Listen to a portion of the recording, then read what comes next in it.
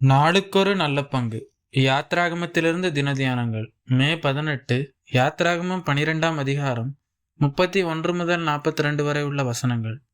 பலவீனர்களையும் பலவான்களாக காண்கிற கர்த்தர்.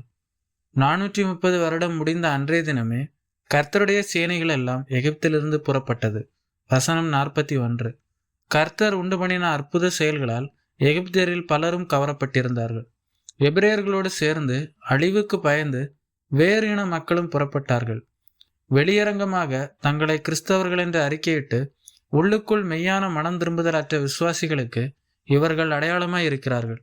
கிறிஸ்தவர்கள் என்ற போர்வையில் கிறிஸ்துவுக்கு சம்பந்தம் இல்லாதோர் என்று பெருகி இருக்கிறார்கள். கிறிஸ்துவின் அற்புதங்களை கண்ட அநேகர் அவரை பின்பற்றினார்கள். ஆயினும் அவர்கள் உள்ளான மனதோடு பின்பற்றவில்லை. கிறிஸ்துவும் அவர்களை நம்பி இணங்கவில்லை. எகிப்தில் 75 நபர்களோடு தொடங்கிய ஓர் அற்பமான ஆரம்பம் இன்று ஏறத்தாழ 20 லட்சம் கொண்ட மிகப்பெரிய சேனையாக மாறிற்று. எகிப்தியரை பொறுத்தவரை எபிரேயர்கள் அடிமைகள், செங்கல் செய்பவர்கள், வேலைக்காரர்கள். தேவனுடைய பார்வையிலோ இவர்கள் அணிவகுத்து செல்லுகிற போர் வீரர்கள். இந்த உலகம் நம்மை பலனற்றவர்களாகவும் அற்பமானவர்களாகவும் எண்ணுகிறது.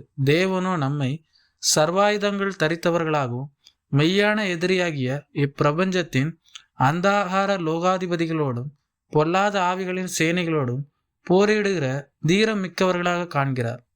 எபிரேயர்களின் எகிப்திய வாசம் முடிவுக்கு வந்தது. 430 வருடம் முடிந்த அன்றைய தினமே அவர்கள் எகிப்திலிருந்து புறப்பட்டார்கள்.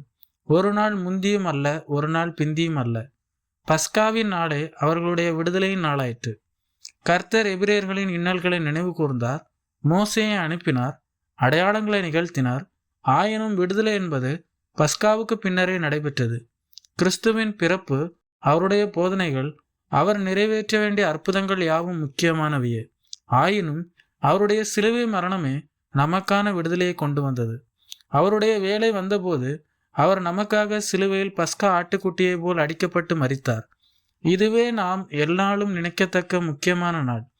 ஆகவே இன்று நம்முடைய ஆவிக்குரிய வாழ்க்கையை நாமே நிதானித்து அறிவோம். வெறும் பெயரளவு கிறிஸ்தவர்களாக அல்லாமல் உண்மையான மனம் திரும்புதலோடு கர்த்தராகிய இயேசு கிறிஸ்துவை முழு இருதயத்தோடு பின்பற்றுவோம். இந்த உலகம் நம்மை பலவீனர்களாகவும் அற்பமானவர்களாகவும் பார்த்தாலும் தேவன் நம்மை தமது வல்லமையுள்ள ஆவிக்குரிய போர் படையாகவே காண்கிறார் என்பதை உணர்ந்து தேவனுடைய சர்வாயுதங்களையும் தரித்து கொண்டு தைரியமாய் முன்னேறுவோம். எல்லாவற்றிற்கும் மேலாக தேவன் குறித்த தமது சரியான வேளையில் கல்வாரி சிலுவையில் நமக்காக அடிக்கப்பட்டு நமக்கு நிரந்தர விடுதலை பெற்றுத்தந்த மெய்யான பஸ்கா ஆட்டுக்குட்டியாகிய இயேசு கிறிஸ்துவை எந்நாளும் நன்றியோடு நினைவு கூர்ந்து அவர் தந்த மாபெரும் இரட்சிப்பில் நிலைத்திருப்போம்.